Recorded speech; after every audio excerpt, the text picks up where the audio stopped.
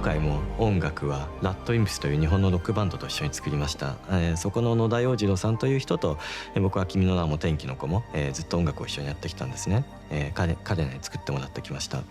最初に洋次郎さんが僕と話したのは、スズメでは、土の音あるいはその風の音のような音楽を作ろうというふうに話し合いました。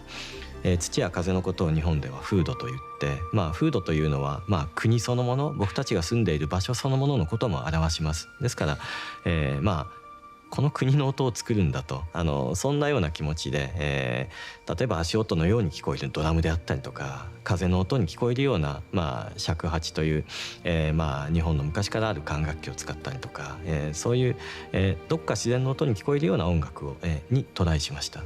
映画の音楽で目指す En la mayoría del cine tradicional, la música entra después.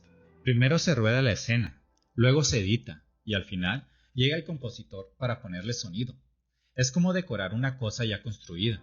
Pero en el anime, eso se rompe constantemente. Aquí, muchas veces, la música no solo se piensa antes, define la escena desde el principio. If it's a live action movie, the whole live action, the whole scene is already given to you, right? Before, when you work on the music. But since it's animation, there's so many timings that you can recreate, we can add some ideas. En la película de Your Name, hay un momento donde la música se detiene bruscamente, justo en el instante en que el meteorito cae sobre el pueblo de Mitsuha. Este es el fin. No puede ser. Hasta ese punto todo había sido ritmo, sincronía, conexión entre dos personas separadas por el tiempo.